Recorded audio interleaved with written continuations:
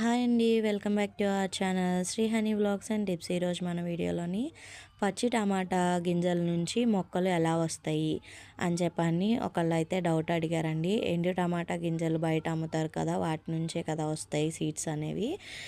లేదండి, మనం ఎందుకంటే కూరగాయలు కోసుకున్న తర్వాత మనం అన్నీ కలిపేసి ఒక గిన్నెలో వేసేసి ఖాళీ స్థలాల్లో ఇదివరకు రోజుల్లో పడేసేవాళ్ళు. అప్పుడు వాటిల్లో నుంచే కొంచెం మనకి మొక్కలనేవి కూడా వచ్చాయి. కూరగాయ మొక్కలు వచ్చాయి, అలానే టమాటా మొక్కలు కూడా వచ్చాయి. తెలియని వాళ్ళకైతే దీని గురించి డౌట్ ఉంటుందండి, తెలిసిన వాళ్ళకైతే అవగాహన ఉంటుంది. అందుకనే మీకోసం ఈ వీడియో అయితే చేస్తున్నాను. మనం ఆల్రెడీ సాయిల్ ఎలా మిక్స్ చేసుకోవాలనేది ఇంతకుముందు వీడియోలో అయితే పెట్టాను. చూడని వాళ్ళు ఉంటే ఇంట్రెస్ట్ ఉంటే చూసేయండి. ఇక్కడ ఆల్రెడీ మనం రెడీ చేసుకున్న టబ్స్లోకి మేము మెత్తటి టమాటాలు ఒక 2 ఉంటే వీడియో కోసం అని చెప్పాను. ఆ గింజలు తీసేసి ఈ విధంగా అయితే వేసుకుంటున్నాము.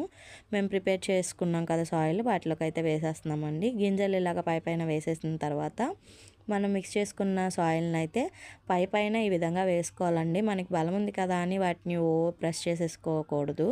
ఇలా పైన వేసేసిన తర్వాత వాటరింగ్ కూడా చాలా ఇంపార్టెంట్ అండి. మొక్కలకి అనేది విత్తనాలు పెట్టినప్పుడు మనం ఎలా పడితే అలాగా వేసేస్తే విత్తనాలన్నీ చెల్లాచెదరైపోయి అవి స్ప్రౌటింగ్ అవ్వకోకుండా మనకి మొక్కలు రాకుండా ఉంటాయి. ఇక్కడ చూసారు కదా, ఇలా పైన స్ప్రింకిల్ చేసుకున్నాక ఇలా చెయ్యి అడ్డం పెట్టుకొని జాగ్రత్తగా అయితే వాటరింగ్ అనేది ఫుల్గా పోసేసుకోవాలి. తర్వాత మనం వాటర్ పోసేటప్పుడు జాగ్రత్తగా వేసుకోవాలి. ఇవి మొక్కలు వచ్చిన తర్వాత మీకు మళ్ళీ అప్డేట్ అయితే ఇస్తాను. ఈ వీడియో నచ్చినట్టయితే లైక్ అండ్ సబ్స్క్రైబ్.